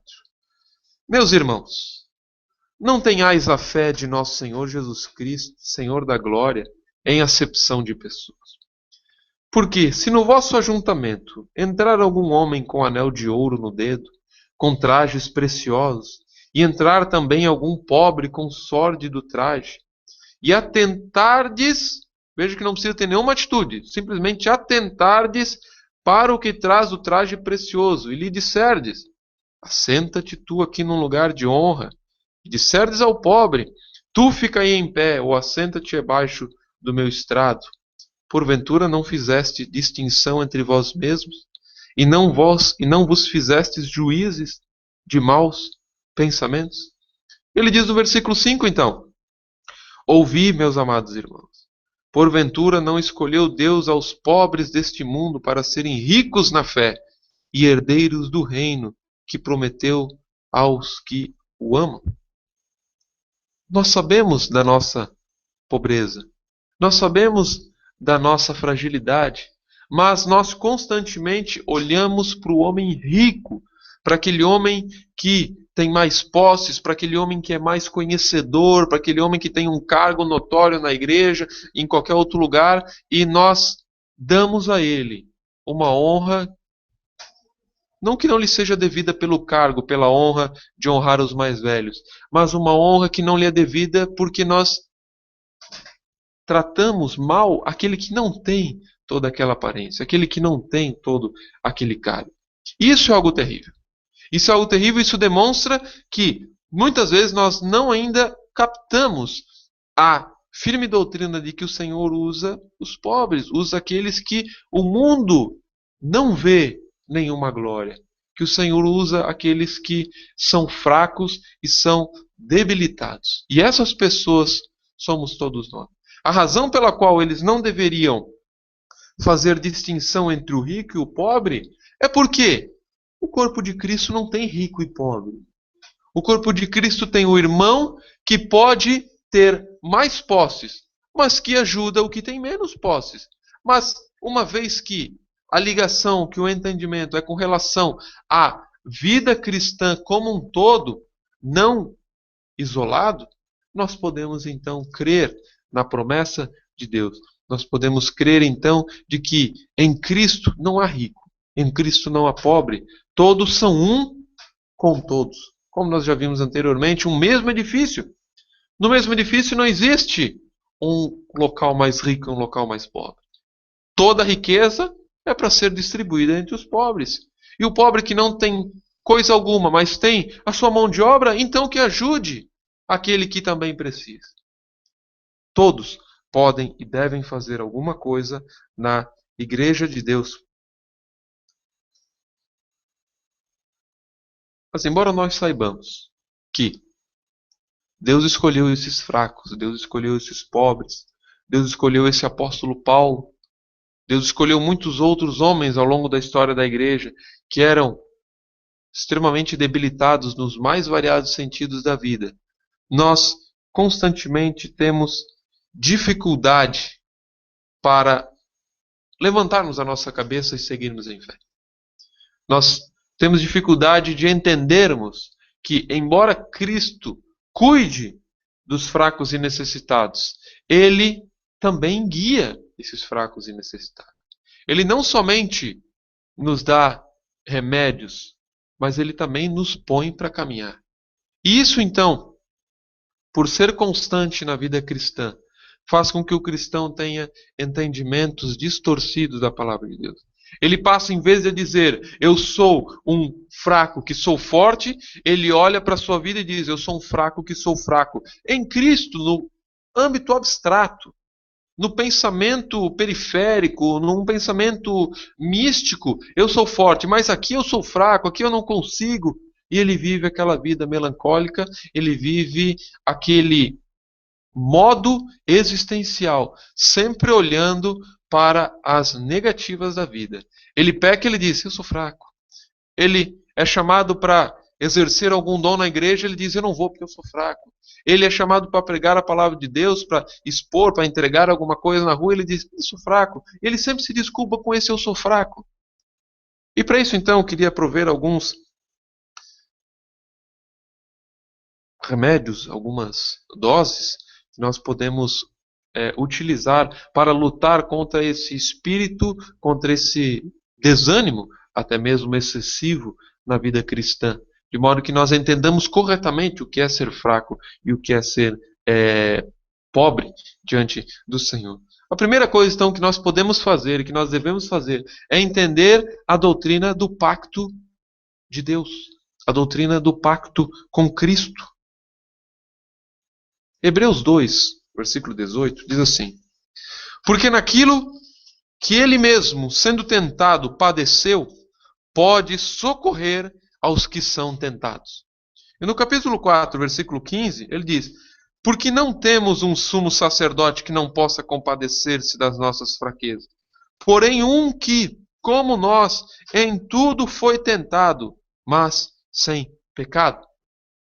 E quando nós abrimos a primeira carta de Pedro, capítulo 4, versículo 1, ora, pois, já que Cristo padeceu por nós na carne, armai-vos também vós com este pensamento, que aquele que padeceu na carne já cessou do pecado. Essa união, essa doutrina do pacto com Cristo, faz com que os crentes fracos, pobres, nus, diante do Senhor, sejam fortalecidos. Faz com que esses crentes sejam novamente animados. E notem a relação com que o autor de Hebreus coloca. Ele diz que, porque Cristo sofreu, ele pode socorrer aos que são tentados. Então, quando nós passarmos por alguma dificuldade, nós podemos recorrer a essa promessa. Podemos crer, Senhor, tu podes me socorrer em meio a essa tentação. E nós acabamos nos esquecendo disso. Nós não nos armamos com este pensamento, que aquele que padeceu na carne já cessou do pecado. E é bastante importante a distinção que Pedro faz. Pedro diz, cessou do pecado. Ele diz, não cessou dos pecados. Quando nós estudamos sobre o pecado, nós vemos a distinção entre pecado, ou o pecado, e pecados, ou os pecados. O pecado é o pecado original. Os pecados são as consequências do pecado original. O pecado é a queda. O pecado foi a desobediência que resultou na queda. Os pecados foram as mazelas, as dificuldades oriundas, vindas deste pecado. Qual que é a conclusão desse versículo? De que aquele que está em Cristo já cessou do pecado. O pecado não mais é praticado por ele. O crente não vive mais agora em oposição a Deus. Ele agora não está mais afastado da presença de Deus. Ele agora não é mais inimigo de Deus. Ele agora é amigo. Ele agora é filho. E agora ele é chamado como que um companheiro na luta com todos os seus demais irmãos, fazendo com que nós entendamos que nós devemos nos armar, nos precaver, colocar sobre nós este pensamento, porque o Senhor padeceu pelo seu povo, nós também já cessamos do pecado. Nós ainda praticamos pecados e vamos continuar praticando pecados até o fim da nossa existência. Agora, estes pecados, se vierem acompanhados do correto dever de uma vida cristã sadia, não tirarão de modo algum a salvação deste crente. Até porque, em primeiro lugar, a salvação não se perde. Desde que estejamos com Cristo, desde que vivamos a vida cristã de maneira digna, de maneira condizente com a Escritura. Quando nós abrimos em Isaías 53:5, também o profeta fala no mesmo tom. Mas ele foi ferido por causa das nossas transgressões e moído por causa das nossas iniquidades. O castigo que nos traz a paz estava sobre ele, e pelas suas pisaduras fomos sarados. Demonstrando o pacto de Deus com o seu povo. Cristo pagou todas as coisas pelo seu povo, de modo que esse entender ser humilde, esse entender ser moribundo, ser fraco, ser frágil, não é razão para que eu viva de maneira melancólica. Não deve fazer com que eu viva sempre olhando o lado pessimista do cristianismo. Até porque o lado pessimista do cristianismo não existe. Nós acabamos confundindo um pouco promessa de Deus, doutrina bíblica, com sentimentos. Porque eu me sinto fraco, eu penso que a vida cristã é assim mesmo, que a vida cristã é fraca. No entanto, a fé vem e nos revigora. A fé vem e nos demonstra como, por natureza, eu sou fraco, mas em Cristo eu sou forte. Não é à toa que no Novo Testamento os crentes são sempre chamados de santos.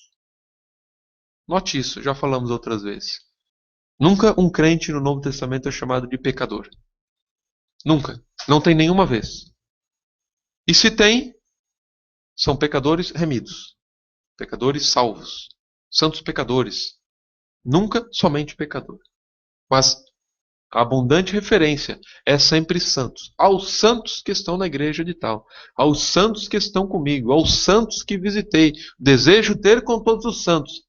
Essa é a maneira dos cristãos se tratarem santos. Por quê? Porque, embora fracos, são separados para o Senhor, para o senhorio de Cristo.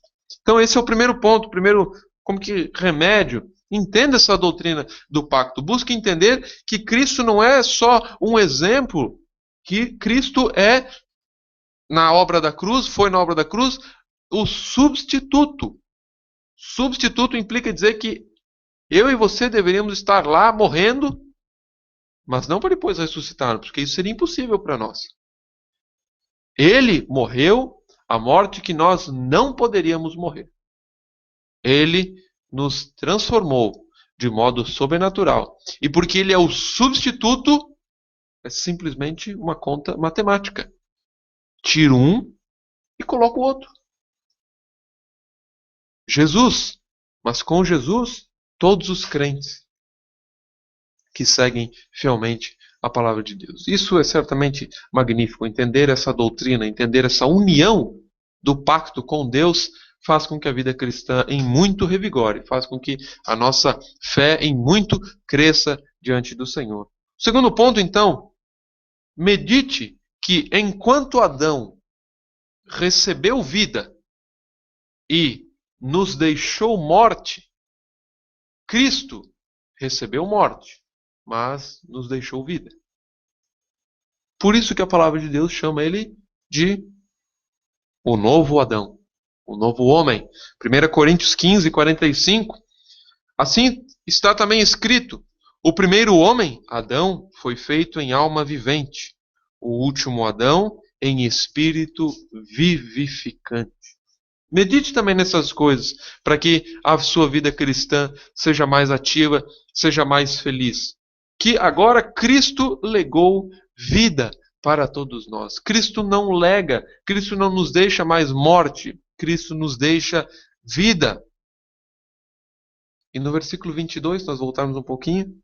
Assim como todos morrem em Adão, assim também todos serão vivificados em Cristo.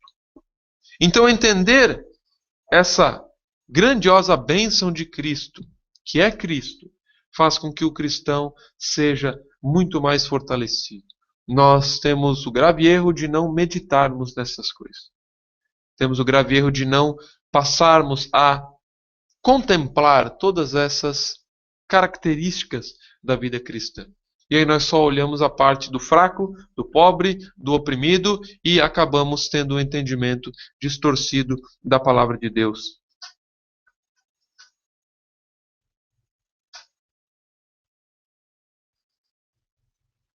Abram em Lamentações, capítulo 3.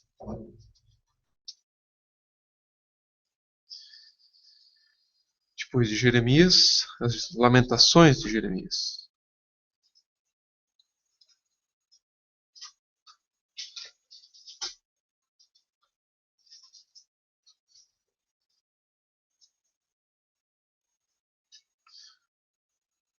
Lamentações de Jeremias, capítulo 3, versículos 18 a 22.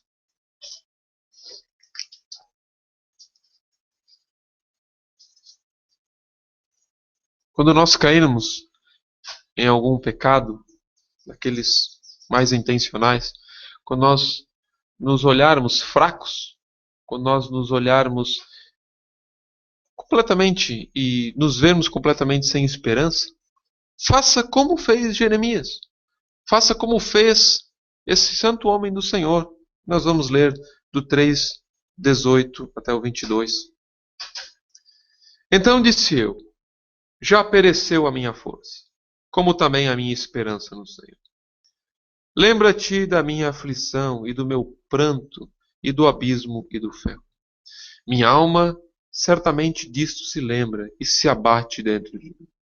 Disto me recordarei na minha mente, por isso esperarei. As misericórdias do Senhor são a causa de não sermos consumidos, porque as suas misericórdias não têm fim. E numa outra versão, que eu acho mais prudente, o versículo 21 diz: disto me recordarei na minha mente, fala, pois as suas, lembrar-me-ei ou me lembro do que pode me dar esperança. Nós temos buscado nos lembrar do que nos dá esperança. Nós temos buscado meditar no céu. Temos buscado meditar no Espírito Santo, que está conosco todos os dias, como diz Cristo. Talvez nós estejamos um pouco fracos porque não temos meditado nisso. Mas façamos como Jeremias e recordemos que as misericórdias do Senhor são infinitas, são eternas. As misericórdias do Senhor não têm fim. Terceiro ponto, terceiro remédio, terceira aplicação que nós podemos ter, lembre-se da vida dos apóstolos. Um outro erro muito grande que é cometido é olhar para a vida dos apóstolos, olhar para a vida dos discípulos e ver neles uma espécie de elite espiritual, como se eles nunca tivessem fraquejado na fé. Olhe, por exemplo, para a vida do próprio apóstolo Paulo. Ele escreve aos Romanos, no capítulo 7, versículos 22 e 23, dizendo que, embora ele tivesse prazer na lei de Deus, ele encontrava nos seus membros, no seu corpo, algo terrível, algo avassalador e que o deixava completamente, não sei se exatamente entristecido, mas no mínimo consternado, no mínimo às vezes confuso. E ele diz então: porque segundo o homem interior tenho prazer na lei de Deus, mas vejo nos meus membros outra lei que batalha contra a lei do meu entendimento e me prende debaixo da lei do pecado que está nos meus membros. Qual que é a reação dele? O que ele diz depois disso? De que ele quer seguir a Cristo de uma maneira mais intensa, mas ele percebe que os seus membros, que o seu corpo parece que não obedece àquele entendimento. Ele quer parar de cometer determinados pecados, mas o seu corpo o incita a esses pecados. E ele diz: miserável homem que sou. Quem me livrará do corpo dessa morte? Miserável homem que eu sou. O que eu posso fazer diante dessa aparente contradição? Quero viver uma coisa, mas não consigo. quero fazer alguma coisa, mas não faço. Como eu passo a viver diante disso? E ele diz então, no próximo versículo, no versículo 25, dou graças a Deus por Jesus Cristo, nosso Senhor. Assim que eu mesmo, com o entendimento, sirvo a lei de Deus, mas com a carne, a lei do pecado. Ele sabia que, porque ele tinha o seu entendimento renovado, ele podia seguir a Cristo, ainda que ele cometesse pecados, ainda que ele não conseguisse obedecer ao Senhor de uma maneira correta. E isso deve ser fonte da nossa pergunta para o dia a dia. Quando eu peco, eu tenho entendimento de que eu pequei, de que foi mal, de que foi grave, de que foi uma ofensa contra o Senhor? Se eu tenho, aleluia. Se eu tenho, que graça, que grande glória. Porque esse entendimento, então, é o que nos susterá, o que nos levará constantemente para perto do Senhor. Um quarto ponto. Medite que Deus é riquíssimo em perdoar. Nós medimos o perdão de Deus, infelizmente, de acordo com o perdão das pessoas. Nós medimos o perdão de Deus com relação ao perdão que nós vemos no mundo. No entanto, a Escritura prescreve que Deus é riquíssimo em perdoar. Nós trazemos novamente para o âmbito do casamento.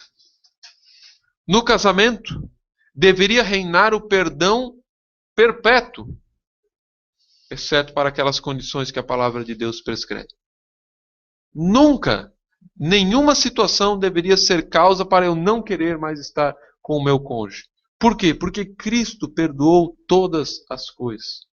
Cristo perdoou tudo o que eu fiz contra Ele. E nós vemos no próprio livro de Efésios que a relação marido e mulher é uma exemplificação de Cristo e sua igreja.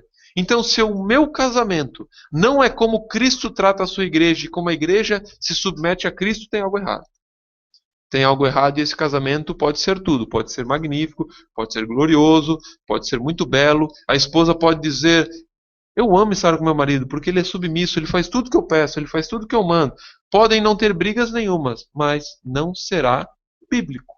Não estampará a glória de Deus como estampa. 1 João 1,9 diz, se confessarmos os nossos pecados, Ele é fiel e justo para nos perdoar os pecados e nos purificar de toda a injustiça. Nós lemos em Efésios 2, versículo 4, Deus que é riquíssimo em misericórdia, pelo seu muito amor com que nos amou. Riquíssimo em misericórdia, pronto para perdoar, fiel para perdoar. Quando nós entendemos isso, nós passamos a nos chegar cada vez mais diante de Deus, crendo nas suas promessas, crendo que Ele tem como que um receptáculo, como que um grande poço sem fim para perdoar. Não há jamais algum pecado que Ele não possa perdoar, exceto o pecado, então, do Espírito Santo.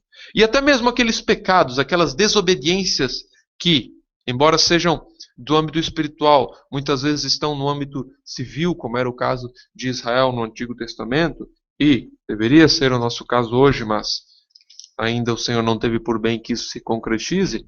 Nós percebemos que essas punições por desobediências não excluem a salvação. A pena de morte, por exemplo, não exclui a salvação. Qual que é o exemplo clássico de que a pena de morte não exclui a salvação? Embora não no âmbito judeu, o ladrão da cruz. O ladrão da cruz foi punido com morte, mas o Senhor o perdoou. Então, a pena de morte não exclui a salvação de ninguém. Porque enquanto aquela pessoa não morre, Deus lhe confere a sua misericórdia para que ele se arrependa, ou para que ela se arrependa. Então, morrer por causa de alguma transgressão no meio do povo não é razão para crer que isso signifique automaticamente perda de salvação, ou que vocês irão matar essa pessoa sem dar a ela condições de arrependimento. Não. Ela teve uma vida inteira de condições de arrependimento e agora, enquanto ela não é executada, ela ainda tem condições de arrependimento. E vamos orar, vamos falar de Cristo para ela, para que ela venha se arrepender. E Cristo nos ensina, então, de que certas punições são inevitáveis, devem ser feitas.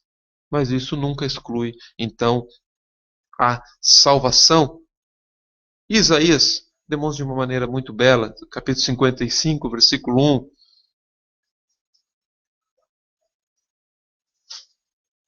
Ó vós, todos os que tendes sede, vinde às águas. E os que não tendes dinheiro, vinde, comprai e comei. Sim, vinde, comprai, sem dinheiro e sem preço, vinho e leite. E nós vivemos a vida cristã dizendo, eu não tenho o que oferecer para o Senhor. Tá certo, é isso aí mesmo. Não tenho o que oferecer para o Senhor. Eu não tenho forças, eu não tenho nada para dizer para Deus. É isso mesmo. A Bíblia diz exatamente isso. Não temos forças, não temos dinheiro, não temos nada. Mas mesmo assim, ide, ele diz.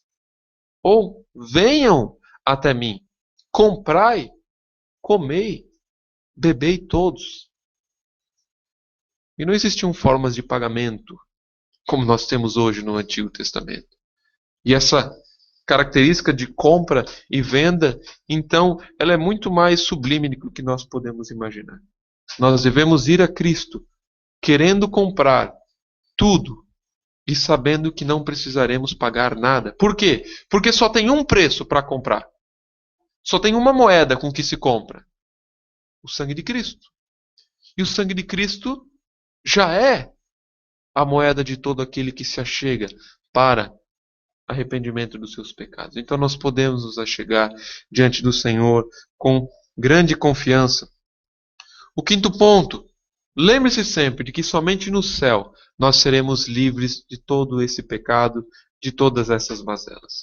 Recorde desse ponto. Não viva na expectativa de que aqui haverá completa santidade. Não creia nisso. Não creia nisso porque senão você irá se decepcionar grandemente. Não creia porque isso trará uma vida cristã tristonha, uma vida cristã deprimida. Por quê? Você irá pensar que é possível chegar ao nível completo de santidade aqui. E a Escritura diz que não, não é possível. Já são santos. É bastante interessante, nós não conseguimos chegar ao nível completo de santidade, mas a Bíblia diz que nós já somos santos. Então eu não devo esperar completar uma santidade infinita nessa terra. Por quê? Porque eu já sou santo. Eu devo sim, toda vez que errar, pedir perdão ao Senhor. Por quê? Porque Ele é fiel e justo para nos perdoar. Sexto, penúltimo lugar, fixe então nas promessas de Deus. Busque recordar quais são as promessas de Deus. Faça uma busca. Pegue uma chave bíblica, digite em alguma Bíblia que tenha na internet e procure pelas promessas de Cristo. Imprima, coloque no quarto, coloque no meio do caderno, coloque no celular em algum lugar, mas lembre-se das promessas de Deus para o seu povo. Por exemplo, Tiago capítulo 4, versículo 7, quando passamos por alguma tentação, a Escritura diz: sujeitai-vos, pois, a Deus, resisti ao diabo, e ele fugirá de vós. Só que nós frequentemente só queremos a última parte do versículo, não é mesmo? Queremos só que o diabo fuja de nós. Queremos só que a tentação não venha. Queremos só a vitória, só a prosperidade. Queremos somente que o inimigo se afaste da nossa casa. No entanto, há uma condição para que isso aconteça. Sujeitai-vos, pois, a Deus. A sujeição a Deus faz com que o crente vença o inimigo pelo poder do próprio Deus. Então cuidemos para não simplesmente querer essa rota escapatória, essa rota de Senhor, me livra, me livra, me livra, e nós nunca buscarmos então essa sujeição a Deus. E o último ponto então, devemos fazer a seguinte pergunta para nós: há algum pecado incorporado ao nosso estilo de vida? Porque é bem verdade que muitas vezes no âmbito cristão nós gostamos de tratar do cristianismo, da vida, de uma maneira bastante teórica, de uma maneira bastante ampla, mas nós nunca nos perguntamos, será que existe algum pecado incorporado ao meu estilo de vida? trazendo por umas palavras mais simples, mas será que há algum pecado de estimação na nossa vida? Será que há alguma coisa que eu sempre faço e eu estou pensando agora e digo, não, isso eu não vou parar de fazer. Isso eu não vou. Tudo menos isso. Tudo menos esse ponto. Eu sou cristão, mas não me tire isso. Eu sou cristão, não me tire esse programinha. Não me tire esse filme, não me tire esse computador, não me tire qualquer coisa que esteja atrapalhando a sua vida. Por quê? Porque se eu não faço essa pergunta, eu vou tentar confiar nas promessas de Deus, vou tentar resistir ao diabo, me sujeitando a Deus, vou tentar fazer todas essas coisas que nós falamos agora. E não vamos averiguar se eu me desfiz do velho homem, como diz a palavra de Deus. Se agora Cristo vive em mim, o pecado não pode mais viver junto com Cristo. E eu preciso então averiguar se há algum estilo, se há alguma coisa na minha vida que esteja como que habitando em mim, um pecado que eu sei que pratico.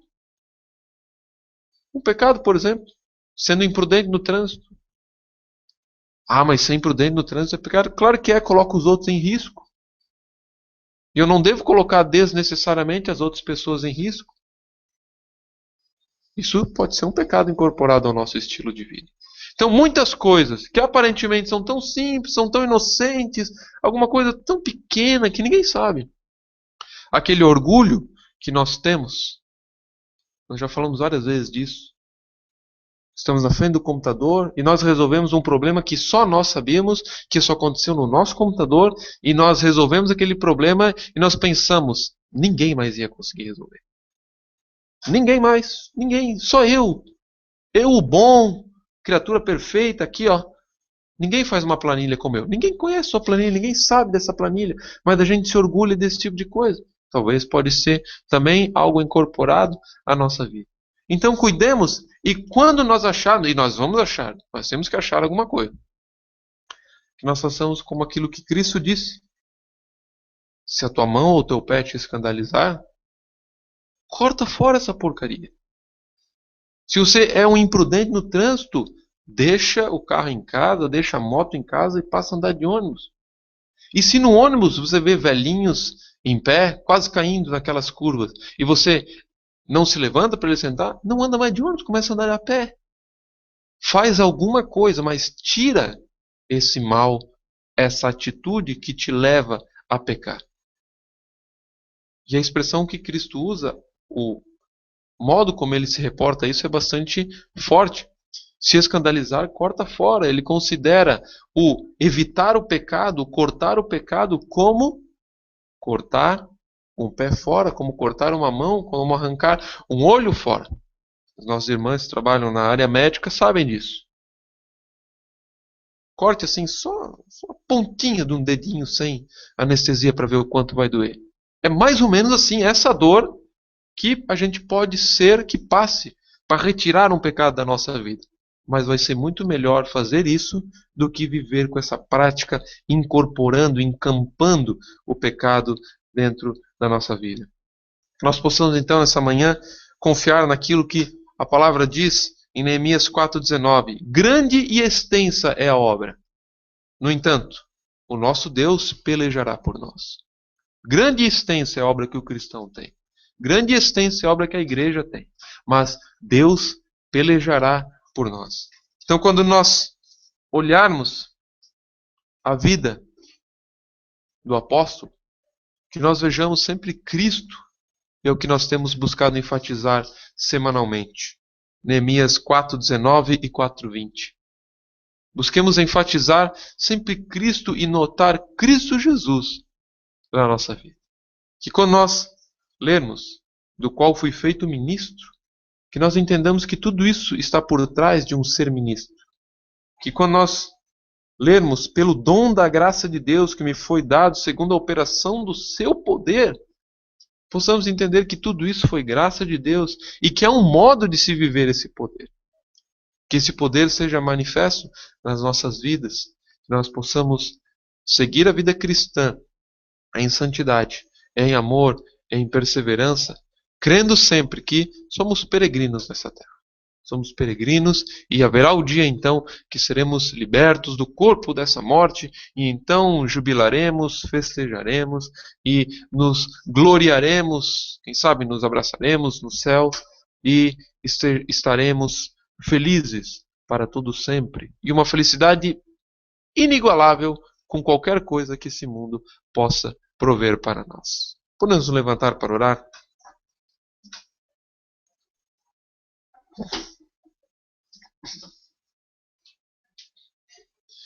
Senhor nosso Deus, queremos te agradecer, porque bondoso é o Senhor para com todos aqueles que te buscam.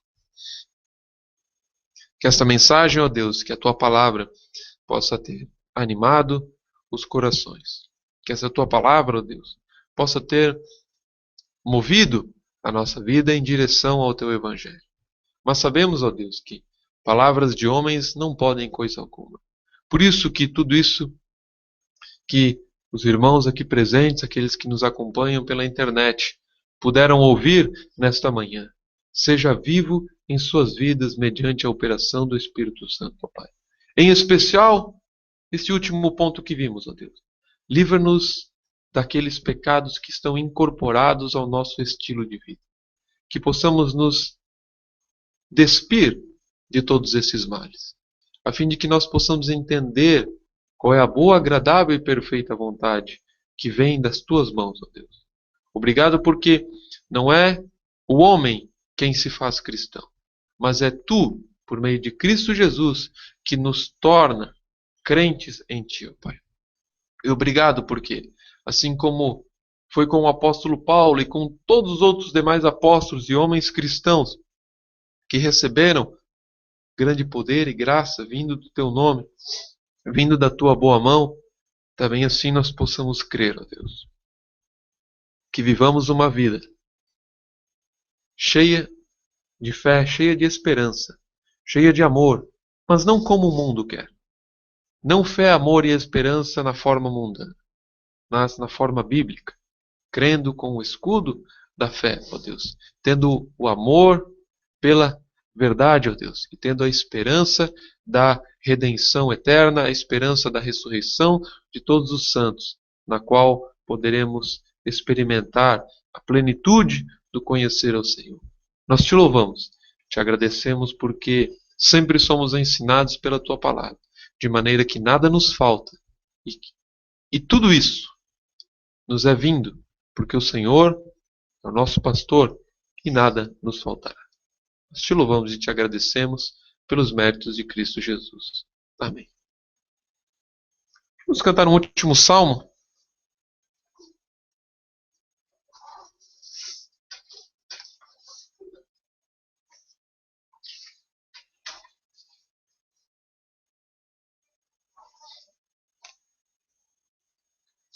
Vamos cantar o salmo de número 17.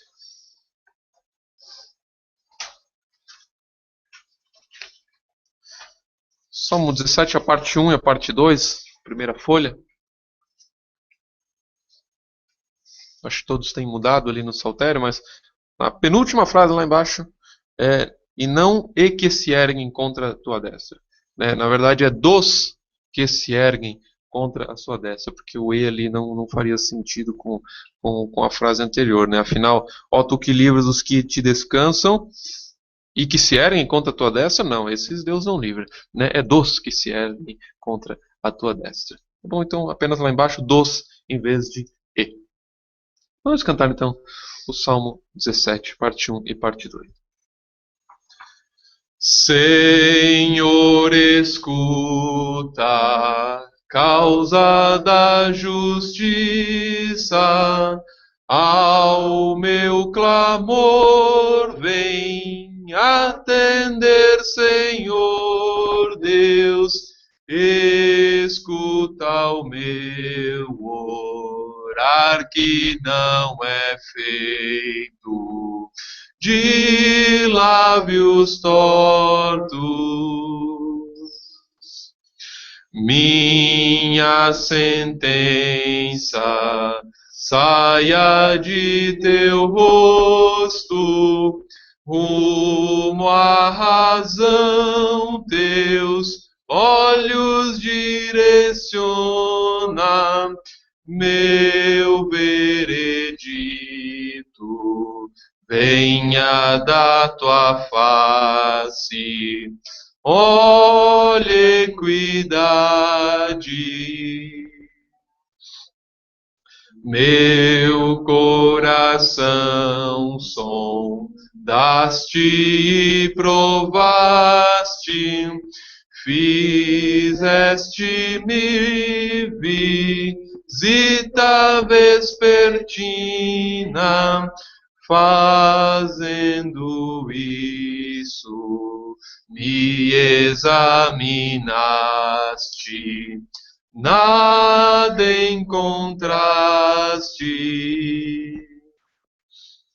Tenho proposto retidão nos lábios e no que tange ao meu tratar dos homens foi pelo verbo que dos lábios teus vem, que fui guardado. Nos teus caminhos meu andar dirige, que não vacilem dos meus pés os rastros. Eu te invoquei, ó Deus, pois tu me ouves, vem me escuta. Ações de bem maravilhosas faze, ó tu que livras os que em ti descansam, dos que se erguem contra a tua destra, vem operar, Deus. Amém. Que Deus nos abençoe.